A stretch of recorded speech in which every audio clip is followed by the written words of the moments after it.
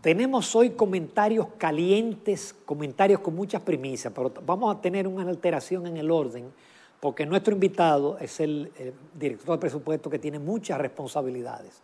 Como siempre tenemos gente importante a tratar temas importantes, que es más importante que el director de presupuesto, que es a su vez viceministro de Hacienda, el licenciado José Rijo Presbó. Muy buenos días, José. Gracias por aceptar nuestra invitación. Sabemos que tú tienes un compromiso con todo este tema del presupuesto 2021, pero gracias por sacar el tiempo, por estar con nosotros. No, para mí siempre es un placer, Ramón, Jacqueline, poder compartir con ustedes y el país. Y aquí estamos, haciendo un esfuerzo de este gran reto ante esta crisis sanitaria y económica que tenemos. Bienvenido, señor Rijo. Gracias. Sí, tenemos muchos temas y poco tiempo, José.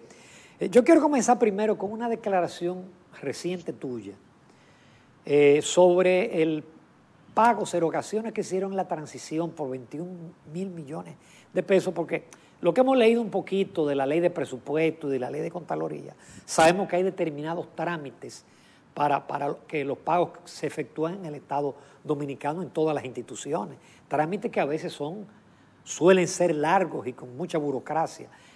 ¿Tú puedes darnos rápidamente una idea de realmente qué pasos se saltaron ahí en esas erogaciones? Bueno, mira, lo primero que tenemos que especificar, la cantidad de dinero que se pagó exactamente fueron 20.916 millones de pesos, compuesto de tres partidas, digamos. Una, el pago de 11.700 millones de pesos a contratista del Ministerio de Obras Públicas de hormigón asfáltico caliente. Ay, el asfalto. El asfalto de aquella que se inició con la denuncia el año pasado y que en el día de hoy se inicia un proceso ya de investigación por la vía del debido proceso de la justicia. Esos 11.700 millones de pesos unidos a unos 3.750 millones de contratistas de la OISOE, más unos 5.100 millones de intereses que supuestamente generaron esas deudas de esos contratistas con el Banco de Reserva. Porque el ministro anterior, el ministro de Obras Públicas, y es candidato del Partido de la Liberación Dominicana, ordenó esa compra de asfalto, de hormigón asfáltico caliente, sin tener la apropiación de recursos. Porque la certificación de apropiación no llegaba a 600 millones de pesos. Por lo tanto, él no disponía de los recursos para hacer ese nivel de contratación, violentando la ley de presupuesto de ese año y la ley orgánica de presupuesto. Igualmente, transfirió esos contratos a ese mecanismo que se tenía con el Banco de Reserva, ¿no? Y el Banco de Reserva, entre el 31 de julio y el 14 de agosto, se liquidó esa deuda, ¿no? Y esa deuda liquidada fueron a través de una emisión de bonos que hizo Hacienda por 250 millones de pesos, que lo asumió inmediatamente el banco y se cobró esa deuda, más los dividendos del 15% que tiene que entregar el Banco de Reserva, también lo asumió y cubrió los 20.900 millones de pesos. Como esos contratos no fueron auditados, no pasaron por Contraloría, porque tú no puedes pagar totalmente un contrato si tú previamente no has hecho la evaluación del cumplimiento de lo que tenía que hacer. ¿Cuántos kilómetros de pavimentación eran? ¿Cuál era el espesor? Es decir, ahí no hubo ninguna auditoría previa ni tampoco para cancelar a ver si se cumplieron todas las normas. Y eso es una violación flagrante a la ley de control del Sistema Nacional de Control Interno, ¿no? E igualmente con las obras de la OISOE.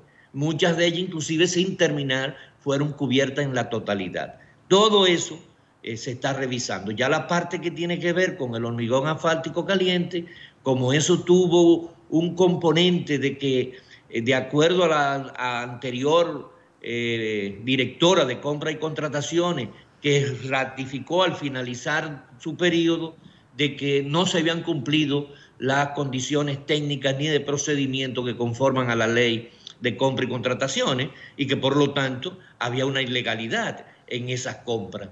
Ahora, unido a este pago irregular sin Contraloría, sin registro siquiera contable en la Dirección General de Contabilidad Gubernamental, pues indudablemente que hay todo un expediente que ya la Dirección de Compra y Contrataciones, la directora de Ética, la queridísima amiga Milagros Ortiz Bosch, lo llevarán ante la Procuraduría para que se inicie la pesquisa judicial correspondiente.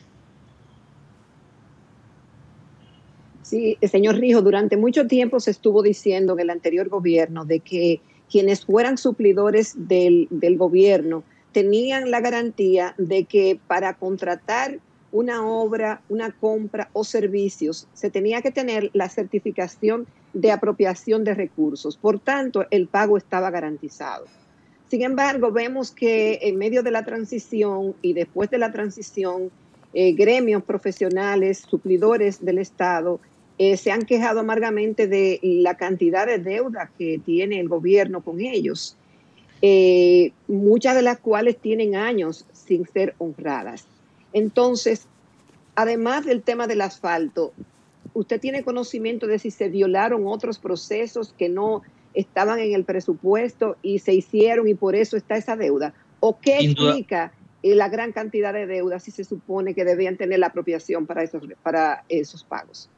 Indudablemente que todas las cuentas por pagar que no se honraron van a ser revisadas, ¿no? Y valoradas, porque a ver si se llenó el debido proceso de todas esas contrataciones, tanto de bienes como de servicios, porque hay muchos, como usted dice, muchos contratistas y suplidores del Estado que no le honraron las compras que hicieron.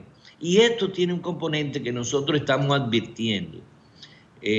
Vamos a ser muy estrictos en el cumplimiento de esta parte de la ley. Ningún funcionario puede adquirir un bien o servicio si no tiene garantizados los recursos en el presupuesto. Si asume un compromiso que no esté en el presupuesto o dentro de una planificación plurianual, porque un proyecto puede durar 3 años y eso se distribuye durante los 3 años, pero eso está consignado ya de antemano, ¿no? Si el que haga eso va a tener que pagar con su patrimonio, porque las deudas administrativas en el año 2011 apenas llegaban a 1.100 millones de pesos. Este año vamos a terminar casi con 62.000 millones de pesos de deuda administrativa, lo cual es una demostración de la violación flagrante a compra y contrataciones y a las leyes de presupuesto. Y nosotros advertimos, vamos a ser severos, el funcionario que comprometa los recursos públicos sin el debido apropiación de recursos, va a pagarlo con su patrimonio. Y eso lo vamos a evaluar también con aquellos que lo hicieron anteriormente, ¿no? Pero eso no debe suceder. José Rijo, pasando ya a la parte del presupuesto, el presidente ya promulgó el Poder Ejecutivo el presupuesto complementario que eleva las necesidades de financiamiento a 599.000 millones, vamos a decir 600.000 millones, y el déficit a 400, sí. 18.000 millones. Exacto, y el déficit a 421.000 millones. Mi pregunta, aunque quizás esto sale un poquito del ámbito de la ejecución presupuestaria, es que para esas necesidades de financiamiento, José, el gobierno tiene identificadas las fuentes internas y externas, porque ese es un dinero que hay que buscarlo, porque claro, se colocaron unos bonos en enero, y imagino que hubo bonos internos a lo largo del año, pero en 3 meses hay que buscar una buena cantidad de recursos para poder cerrar el presupuesto del año 2020. Mira, con la caída de los ingresos, tú sabes que el gobierno pasado, cuando sometió el proyecto de ley de presupuesto, de modificación al presupuesto de este año, el mal llamado complementario de junio, para seguir utilizando el término que a mí no me gusta, de complementario, el gobierno, y recuerda que nosotros lo dijimos, los ingresos están sobreestimados, en esa ocasión lo dijimos, y los gastos están subvaluados. Y efectivamente, los ingresos con relación a junio se están cayendo en 63.000 millones de pesos. Y los gastos hemos tenido que incrementarlo en 122.000 millones de pesos. Ya eso te da un nivel de déficit de 185.000 millones de pesos por la caída de los ingresos y el incremento de los gastos. Esos 122.000 millones de pesos que estamos incrementando, ¿por qué se están incrementando ahora? Porque el gobierno pasado no contempló el quédate en casa, el PATI, FASE hasta diciembre, sino que lo contempló nada más hasta el mes de junio, dejando de provisto toda la protección que tanto se cacareaba de que se iba a tener. Entonces, para poder completar el quédate en casa, eso ha significado 47.000 millones de pesos. Y el FASE, que es la protección al empleo, y el PATI para los trabajadores independientes, representaba unos 42.000 millones de pesos hasta diciembre. Es decir, que entre esos dos componentes, ahí tenemos 89.000 millones de pesos. Pero además de eso, con todo el plan de educación, hubo que incrementar los gastos de educación en 10.000 millones de pesos, reajustando algunos gastos internos, porque el programa se lleva alrededor de 27.000 millones de pesos, el de llevar la educación por telestudio, ¿no? Ahora telestudio, teleprograma, ¿no? Y telenoticias. Es decir que, además, el presidente se comprometió a un plan masivo de mejoramiento de la cualificación de viviendas, más de 30.000 viviendas, y ya eso se contempló 4.600 millones de pesos para eso. Igualmente, el pago de otras actividades fundamentalmente que tienen que ver con salud, 4.100 millones de pesos para el incentivo a los médicos, enfermeras, policías y militares que están en servicio de COVID, ¿no? Esos incentivos que no se le contemplaron y que no se le estaban pagando. Para policías y militares inclusive se incluyó un incremento del 10% del incentivo para que tuvieran más facilidad y más compromiso con el trabajo. Todo esto hace los 122.000 millones de pesos de aumento. Ahora, como el gobierno pagó unos 15.000 millones de pesos que no estaban contemplados como cuenta por pagar, esos 15.000 millones de pesos entonces tenemos que buscar los financiamientos también. Y otros compromisos donde integramos los 5.000 millones de pesos para el Banco Agrícola como incremento de los activos financieros del Banco Agrícola para que pudiera prestar al 0%, una tasa del 0% para la producción agrícola. Todo eso entonces nos lleva a una necesidad de financiamiento de 202.000 millones de pesos que tenemos que buscar de aquí a diciembre para cerrar el año. Indudablemente están identificadas una serie de fuentes con organismos multilaterales, bilaterales, y indudablemente ir a una emisión de bonos soberanos, porque tenemos que cumplir para poder cerrar esta crisis enorme que nos lleva a un déficit de cerca del 9.3% del PIB para finalizar el año. Estamos haciendo un esfuerzo por reducir gastos superfluos. Pudimos disminuir alrededor de unos 15.000 millones de pesos, que fue lo que utilizamos, para los programas de salud. Es decir, a la salud le hemos incrementado unos 15.000 millones de pesos. 2.000 millones de pesos a SENASA para incorporar los 2 millones de afiliados que no estaban, ¿no? Para incorporarlo a SENASA, y el resto directamente para los programas COVID. Hay 6.000 millones para la compra de la prueba PCR, hay otros 2.000 millones de incentivos más allá médicos e inclusión de nuevo profesional de la salud. Hay una reorientación de necesidades internamente, un programa específico para la disminución de la mortalidad y morbilidad, ¿no? Una reestructuración, por ejemplo, del Laboratorio Nacional de Filló, una gran partida para remozarlo, readecuarlo y que pueda dar mejor servicio, así como equipo de protección, habilitación de centros hospitalarios, habilitación de nuevos centros COVID. Todo eso ha sido un dinero que lo hemos logrado con el ahorro de partidas, de disminución de partidas como son publicidad, combustible, viático, es decir, gastos no prioritarios que pudimos reducir para aplicarlo a todo el programa de salud y la lucha contra la pandemia. Señor Rijos, si difícil es terminar el 2020 en medio de esta situación, mucho más retador será la conformación del presupuesto para el 2021. Hay una baja en las recaudaciones, obviamente crecen las deudas. También tenemos muchos programas nuevos, muchas promesas de campaña por cumplir y otras tantas que se han hecho en medio de la pandemia, como incentivos, como usted dice, policía, militares, personal de salud y la población a través de los diferentes programas de ayuda.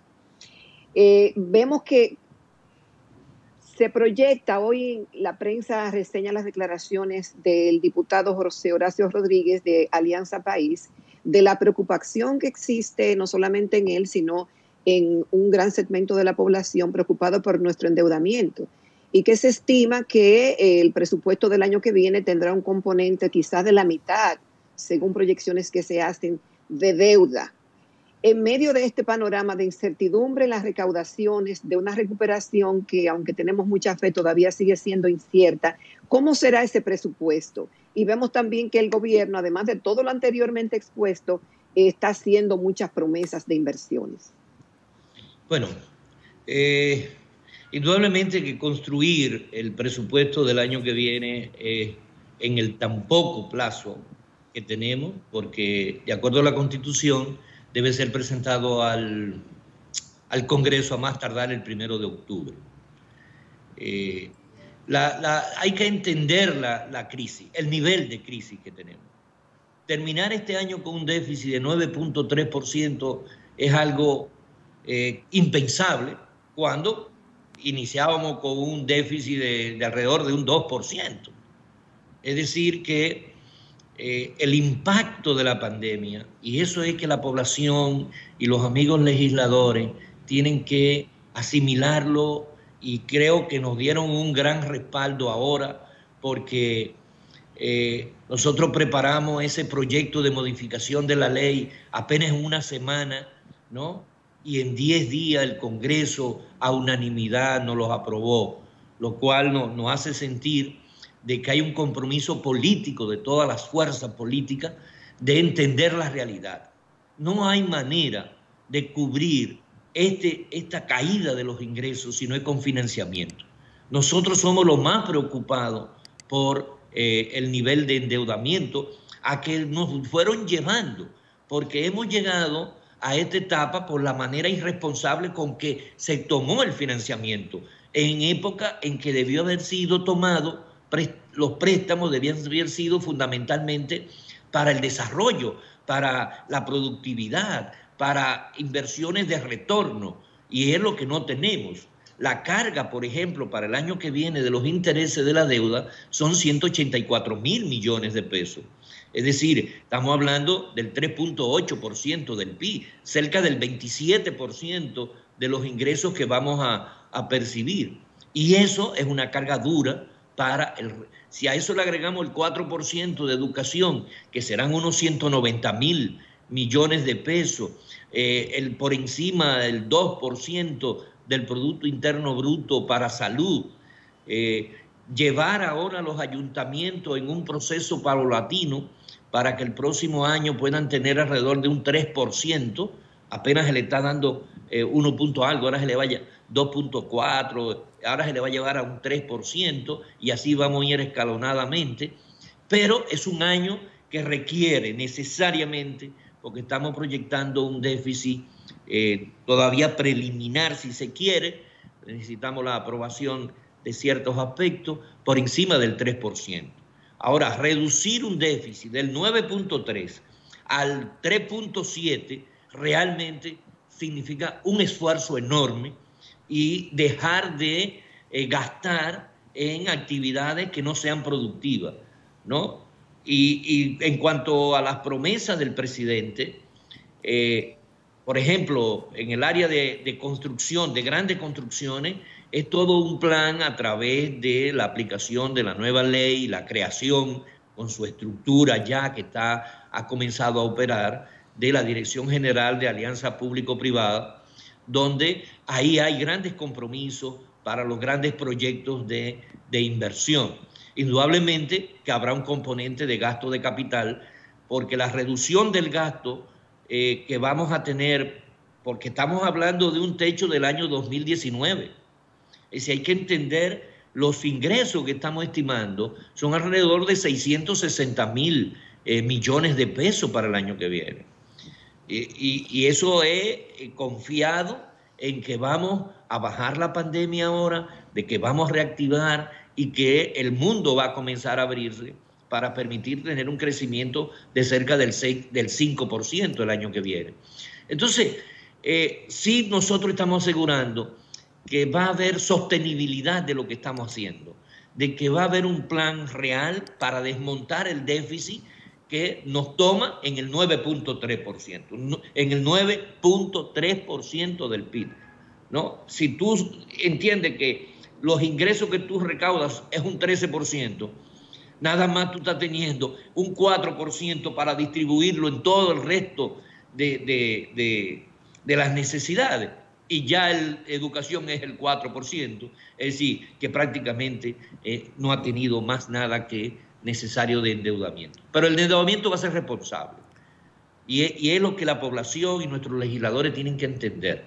Y vamos a ir disminuyendo el déficit, ajustando los gastos de dispendio y no prioritarios. Indudablemente que el presupuesto que nosotros aspiramos, el que nosotros habíamos diseñado con las propuestas de cambio y las promesas de inversiones, no va a ser la del 2021, será el del 2022, que esperamos que ya hayamos podido superar una serie de deformaciones que hay en todas las estructuras del Estado. Porque si no transformamos las estructuras del Estado, no vamos a poder ahorrar para invertir mejor, para elevar la calidad del gasto. Nosotros tenemos que ir necesariamente, no solamente a aportarle dinero a una institución, sino a evaluar cuál es el impacto de los productos de esa institución en la población. Y vamos a ir asignando recursos en función de impacto. Es decir, que es aplicar todo el proceso, todo el sistema de administración financiera gubernamental que ha dado las mejores leyes. El problema es que no se han cumplido ninguna. Entonces nosotros tenemos que llevar a la gente a esta cultura de legalidad que queremos construir. Y esa cultura de legalidad, por ejemplo, lleva que para el próximo año ahora se van a revisar todas las estructuras, los cargos clasificados, los manuales de organización y funciones de cada una de las instituciones, para que en el presupuesto solo va a estar las partidas que corresponden a los cargos que debidamente están identificados en su manual de organización y en su estructura de puestos. Es decir, por ejemplo, aquí en la Dirección General de Presupuesto, la ley ordenaba que debía haber un subdirector, no dos. Acá habían 2 subdirectores, ahora hay uno solo.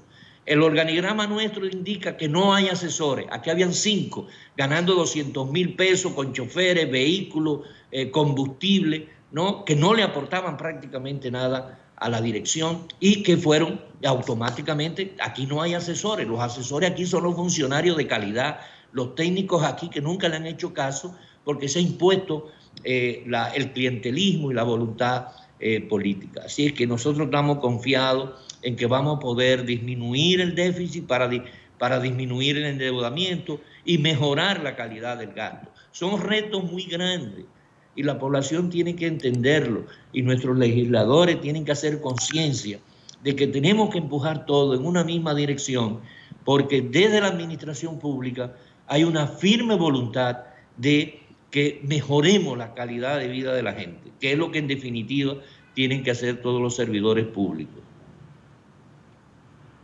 José, yo sé que tenemos poco tiempo. Cuando tú te refieres y hablas, por ejemplo, que el déficit es 9.3% del PIB, tú te estás refiriendo al PIB del 2019. La pregunta es, ¿cómo si el PIB del 20 es menor, mucho menor que el del 19, y el del 21 es probable que sea menor que el del 19? ¿Cómo entonces se le va a dar más recursos a educación que 4% del PIB? Que era muy bueno cuando el PIB crecía, pero cuando el PIB decrece, entonces es menos lo que le toca a educación. Si se hubiese seguido el crecimiento, indudablemente que hubiésemos tenido más para educación, ¿no? Pero educación se le está aportando 190.000, que es algo menos de lo que tenía inclusive para este mismo año, ¿no? Pero el PIB que estamos utilizando tiene un crecimiento de menos 4, ¿no? Con relación al del 2019, no es el del 2019. Pero sí tenemos una proyección en cuanto a mejorar el gasto primario, que es lo que más a nosotros pretendemos, ¿no? Este año el gasto primario, óigame bien, Ramón, y tú sabes de eso, 256.000 millones de pesos negativos. Un déficit en el gasto primario de 255.000 millones. Y lo estamos llevando el año que viene a 4.624 millones. Es decir, de negativo lo estamos llevando positivo. Eso te sigue a ti el esfuerzo. Lo ideal, José, es que el gasto primario pueda cubrir la mayor parte del pago de los intereses. Exactamente. Para que haya menos déficit. Exacto, eso es. Los intereses son 184. Entonces, el gasto primario está en 4.000. Entonces, tú estás ya teniendo un déficit de 180.000 millones de pesos para el próximo año. Tan simple como eso, ¿no? Perfectamente. José, quisiéramos tener más tiempo porque qué conversación tan agradable, pero sabemos que tú tienes reuniones y muchas responsabilidades porque el 1 de octubre está ahí a la vuelta de la esquina. Te deseamos suerte, José Rijo. Yo sé que está en buenas manos y que vamos a tener una ejecución presupuestaria, como tú dices, porque ahí están las leyes. Las leyes están ahí, lo que nunca se han cumplido. Muchísimas gracias, José Rijo. Gracias a ustedes, Jacqueline, Ramón, siempre a las órdenes. Un gran placer. Feliz día. Gracias, José. Mucho gusto, igual. Entonces ahora no vamos a la recta final. Ahora vamos a los comentarios, señores, que son calientes, y también a Yanis Santaella. No se pierda, que ahora que vienen cosas buenas y primicias.